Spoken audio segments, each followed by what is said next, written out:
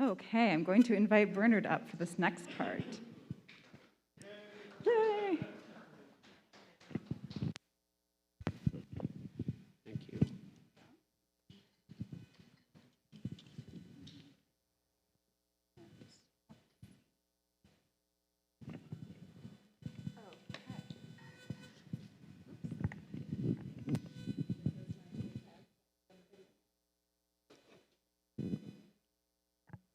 Okay, so I have a guest here. Now, do you say your name Bernard or Bernard usually? I say Bernard. Bernard, okay. Bernard is the American pronunciation. Okay, Bernard.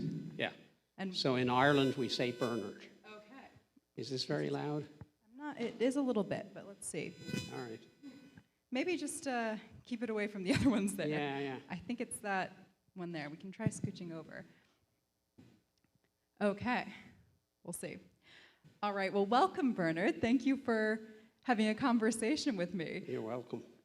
So I guess the first question is, do you like to cook? I do like to cook. Mm-hmm. And in fact, I was going to make something for tonight, so I'm jumping ahead to, have you ever had a recipe not turn out? Aha. I decided I would try and make some hermit cookies, which are kind of a spicy cookie with raisins. And I did make some, but they were very crunchy. And it's meant to be a soft, chewy cookie. Mm-hmm. So I failed in my cooking attempt today. Oh, no. Yeah. Yeah. How often would you say that something doesn't turn out right when you try to cook? Is it some of the time, a lot of the time, most of the time? Very rarely. Okay, so this is unusual. Very, very unusual. But Okay. that's what I get for trying out a recipe. With some recipes you have to try a few times. Yeah. And this is definitely one I won't be trying again. Okay. It was not a good recipe. No, definitely not. Okay, yeah. So what would you say your favorite recipe is? That's a big question. Yeah, that's a difficult question. Maybe And what's your favorite recipe for this time of year? for this time of year, definitely like soups and stews. And so a stew is kind of like a soup, I think, with just a lot of meat in it, but it doesn't. Stew generally has some kind of meat in it. Soup could be with or without meat. And we're lazy, so we like to make one of those, and it will last us for 2 or 3 days. Mm-hmm. Although, having said that, the other favorite recipe, which is also this time of year, is apple pie. Apple pie, yeah. And in our house, I typically make them in the evenings, but it's okay to eat apple pie for breakfast. Yeah. If you want to, yes. So soups and stews and apple pie. Yes. Do you have a favorite soup or stew? It's generally whatever is in the fridge. Whatever is in the fridge. Yeah. What you have on hand, that's what you can make. Pretty much. Yeah. Yeah, and this is a great time of year too, because there's summer squash, and there's a whole load of root vegetables like carrots, obviously potatoes of various types, that all are just great in soups. Yes. I saw that the weather was going to be so cold and wet yesterday, I said to the family, okay, I think we need to make some kind of hot soup or stew so that we can have it on hand for these next couple of days to have it available. So we made chili last night. Oh yeah, Yes. always a good thing. Yes, this one had beans and sweet potatoes in it, which was tasty. Oh. Yeah. Wow. Yeah. So where do you get most of your recipes? Are they ones that you look for? Are they ones that are passed down in your family? Do you ask your friends? What's your best recipe resource? Yeah, I think it's a variety of places. There is a website I've subscribed to called Sally's Baking Addiction, and she puts out a new recipe every month. She puts out recipes all the time, but there's one every month, which is kind of a competition. And you bake it, and then you submit a photo, and she picks a prize winner for a $200 gift certificate. And have you ever won? Not yet. Oh. But with the pandemic, my daughter and I decided we would make one of those recipes every month. Some of them we made a chocolate souffle, which is, has anybody here had souffle? Souffle, yeah. It's whisked with eggs and some flavoring in it, and it rises up very high. And we ended up making that 3 times just to try and improve the technique. And that was very good. Very good, yeah. Yes. But the right temperature and humidity and all those things are very important for souffle. Yeah. And there's definitely a trick to it. And we ended up buying a special dish to cook it in. Okay, yeah, because the right shape can help too. Right. It's funny to look at all your gadgets and actually see some that I don't have. Yes. Because there's so many cooking and especially baking. Dishes and tools and everything. You can go crazy with that. You can. Yes. My mother really loves to bake, so I borrowed all of her equipment. Okay. And her father really likes to bake. And this is my grandfather. He would buy so many baking and cooking tools that my grandmother finally said, no more in our kitchen. You have to buy them for other people now. So that's how we ended up with so many. So, yeah. So what meals do you eat as a family in your house, and who usually cooks? And so I'm retired now, so I usually cook. Before that, we kind of split it half. Between my wife and half between myself. But now I've got time to do all the shopping and preparation beforehand. So I try and do that. And we normally eat evening meals together, although the family is shrinking as some of the children have gone off to school. And so, again, we try to make something that can be reheated and cooked and eaten again. Yeah, so you're in charge of the planning and the shopping and the cooking. Yep. I find it can be difficult to cook for a smaller group of people because you have to plan for things that you can eat. Either you have to cook every day, which is both time-consuming and expensive, or you have to plan something that you can eat for lots of days and not get tired of. Yep. Yeah. So let's see. And when did you learn to cook, and how did you learn? So my mom learned. My mom actually went to a school for cooking and baking, and so I picked up a lot from her. And then, so has anyone watched Julia Child on television? So Julia Child has a very famous cookbook series, Mastering the Art of French Cooking, which I have also seen referred to in software engineering books as an example of how to write directions for doing things. And we had her book growing up, so I learned from that also. Okay, so a famous cookbook. Still have that book. And then we watched the Great British Baking Show. Yeah, that's popular in our house which too. Is a wonderful show to watch if you like cooking and eating. But it always makes me hungry, so we always say, okay, if we're going to watch this tonight, we need to make sure we have some cookies or something around so that we have something to eat when we watch this show. Yeah. Yes. It's on Netflix, by the way, if you don't know. So what is an easy recipe that you like to cook often? If you don't have a plan and you realize it's almost dinner time and you have to decide what to make, what's your go-to recipe? Yeah, that's a good question. For me, making a soup is almost always an easy recipe, and that's assuming you don't mean chocolate chip cookies, because that I can bake chocolate chip cookies from scratch, from basic ingredients to out of the oven in under an hour. Yeah, so that happens in our house sometimes too. And then what I have found, and here's another hint, by the way, is that if I make chocolate chip cookies or any kind of cookie and package a half a dozen in a packet, when I bring them to a doctor's office, I get really great. First of all, it's a nice treat to give away, and I don't have to eat as many of them. And secondly, people always remember me.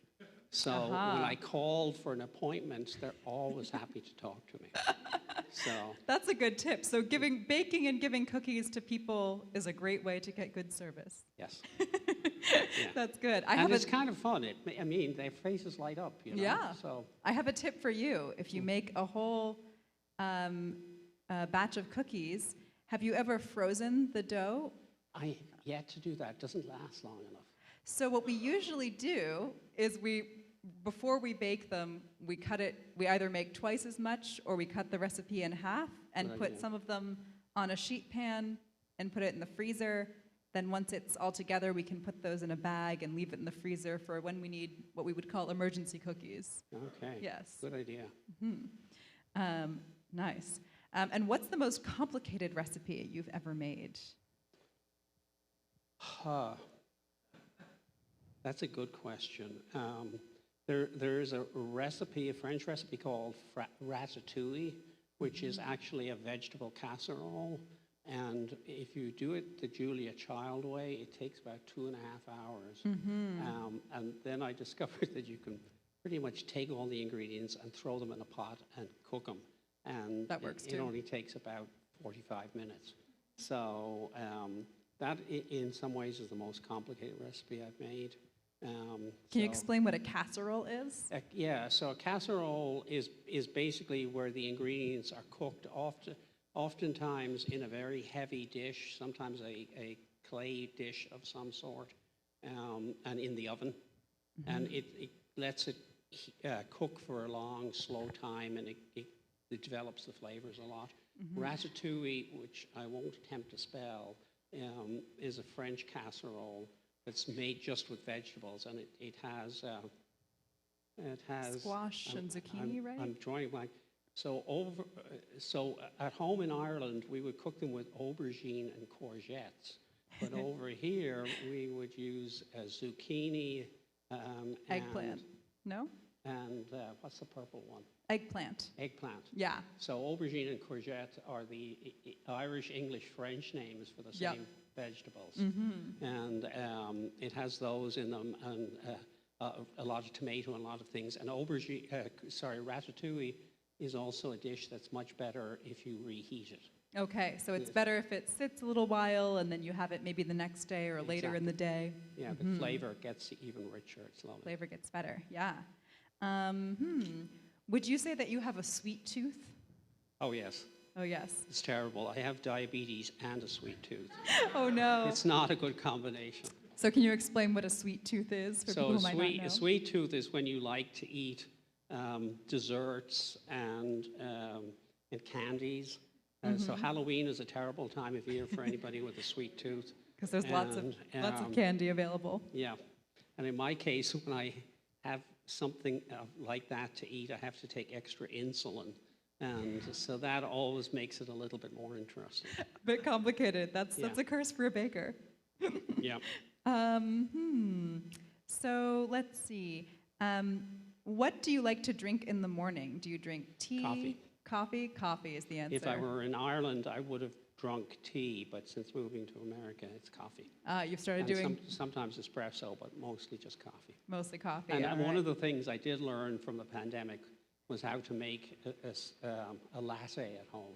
Making a latte, yeah. Because I had to learn how to make an espresso, and then I had to learn how to make foamed milk and pour them together. And I haven't made the pretty patterns yet, but I'm getting there. We're working on it. Yeah. Yes. Yeah. All right.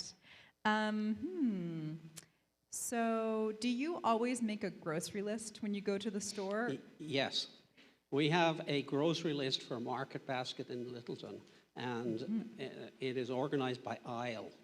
Oh, very organized. Yeah.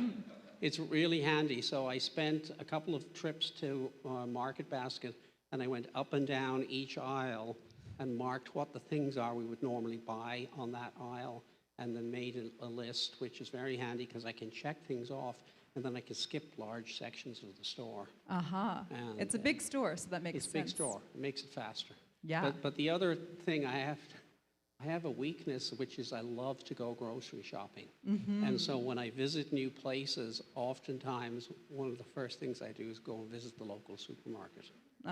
You know, and whether that's going to China or going to Ireland to visit somebody, always visit the supermarkets. Yeah, when I was living in Germany, I did the same thing where I was there for a little while, but there were so many things I hadn't seen before. Yes. Also when I was living in Miami, actually. So I would always allow myself to buy one thing that was not on my list that just looked interesting, if it was inexpensive enough just to try and see what it was. Yeah. Yeah. Although if you're going overseas, then and you can't understand what the thing is, that can lead to interesting shopping experiences. It can. It can. Yeah.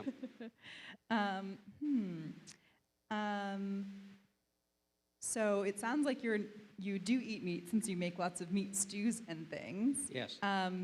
Do you have a kind of meat that you enjoy eating most? I love steak, and steak is very expensive, and so we don't eat too much of it, mostly because of the cost. Yeah. But a really good piece of steak is quite something. Yeah.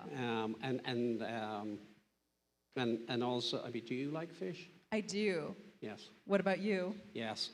So when I go to here, Ireland, I will eat salmon 3 or 4 times during the week. Yes. Yes. That makes sense that it would also be a big product in Ireland as well as in New England. Because you're never far from the ocean. That's and right, so you know it's pretty good. And yes, I do love fish. We found out that this was a good season for swordfish in this area, which is a kind of fish that we like to eat in our family. So we've been having that once a week because it's very fresh this time of year, and it's normally very expensive, but it's much less expensive when it's in season, which is this time of year. So we've been eating that this fall. Do you have a favorite fruit or vegetable? Well, I'm Irish, so yes, that would be potatoes. Potatoes. Yeah. So the stereotypes are sometimes true. Yeah, so Okay. Ireland is famous for potatoes, and for a long time people lived on almost nothing but potatoes. And if you may or may not know, but the Irish population now is almost as big as it used to be in 1850. And because so of the in famine. 1845 through 1850, there was what was called the potato famine. There was a kind of blight where all the potatoes were infected and they rotted while they were growing. And so, I don't know, sorry, about 2 or 3 million people died. Right. So that's really sad. And then a huge number of people left Ireland, and the population now, 150 years later, is almost as big as it was in 1845. Wow, that's amazing. Yeah. Yeah, wow. Yeah. Well, what about fruits? Do you have a kind of fruit that you enjoy? Oh, I love any fruit. But again, I love a lot of berries. And they tend to be good to eat and not as sweet as something like a banana even. Has a lot of carbohydrates in it, so more insulin. So, but you can eat blueberries, which are lovely. Right, yeah. I like blueberries and I like raspberries a lot. They don't last very long in our house. Yeah, no, they're gorgeous. Yeah. Maybe one more question for now. So is there any food that you used to eat in Ireland that is hard to find here that you miss a lot? There are several foods over here that so we're very fortunate because in Westford there's a shop called British Delights. I've seen that, yes. Yeah, and that sells a lot of things that are both from England and eaten a lot in Ireland, including sausages. So breakfast sausages in Ireland and England have a lot of bread in them and are not as meaty, maybe, perhaps. Yeah, that's right. Ruth told me that. She said, yes, the sausages here are not the same, and so she misses that from there, too. And so I will go there every so often and buy some. And then there's various, what they call it pudding, but it's not, it's kind of like a sausage meat in a tube that's about this thick, and you fry it. Okay. And sometimes called a blood pudding. Okay, yes. It is what you would call a black pudding in Ireland or England. And so sometimes I'll indulge myself and get that. Yeah, very nice. But otherwise try and stay away. It's too tempting. Yeah. And maybe the very last thing, besides coffee, is there any food that you discovered in America that you've come to enjoy?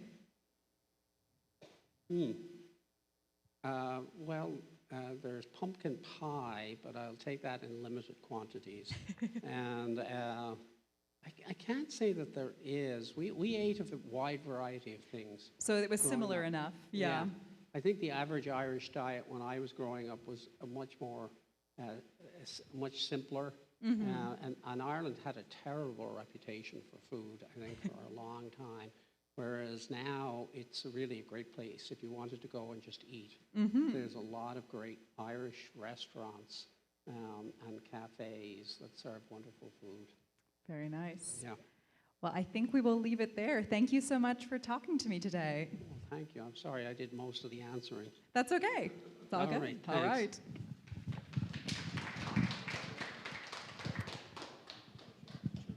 Okay, I'll grab that. Thank you. Okay, so thank you for listening. Next up, we have some partners, and Gabby is going to tell us, I think, what's what, though she may have a question first. Here we go. All right.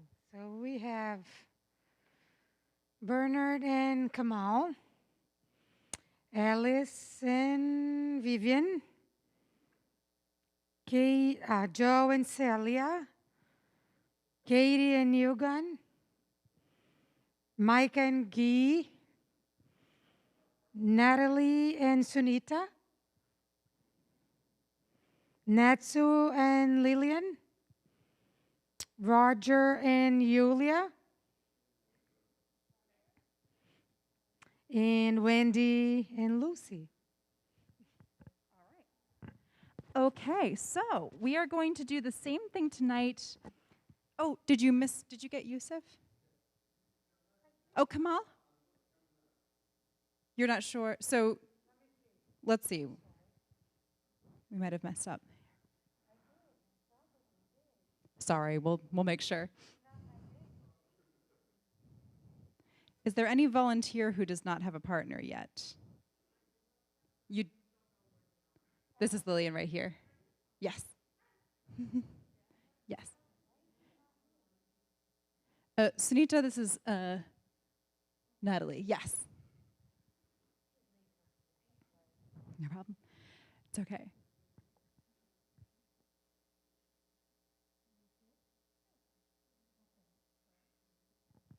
Okay, I think you're going to be with me, Yusuf, if that's okay.